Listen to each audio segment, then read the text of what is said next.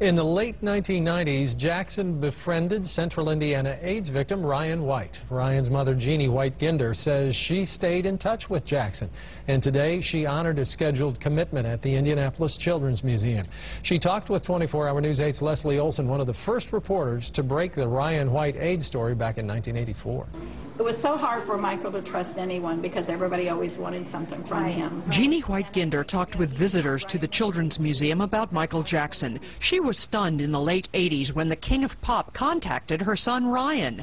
She says Jackson felt sorry for the teen who was shunned after contracting AIDS through a blood transfusion.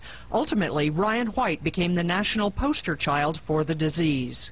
In 1990, it was Jackson who accompanied the White family to Ryan's funeral. There was not a person who knew Ryan that could ever hate him. But people came to question Jackson after he was charged with child molestation. Mrs. Ginder agreed to testify on Jackson's behalf, but was never called to the stand. Jackson was eventually acquitted. It hurts when I hear the things that's been said, but I have to go with my heart and what I know from my heart that I believe is true. Ginder admits, however, she always chaperoned Ryan during his many visits to the Neverland Ranch.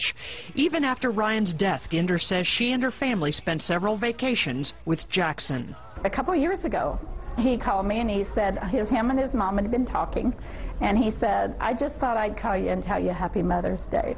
He said, and that people don't know those kind of moments from Michael. Jackson wrote a poem, song, and produced a video about Ryan called Gone Too Soon. They hold even more special meaning now. It just showed that he did not ever plan on forgetting Ryan, and now we plan on never forgetting Michael. Jeannie White-Ginder now resides in Florida. She says she's thrilled with the Ryan White exhibit at the museum. It is part of the Power of Children exhibit. As for Jackson, she is hopeful his legacy will be his humanitarianism and his talent.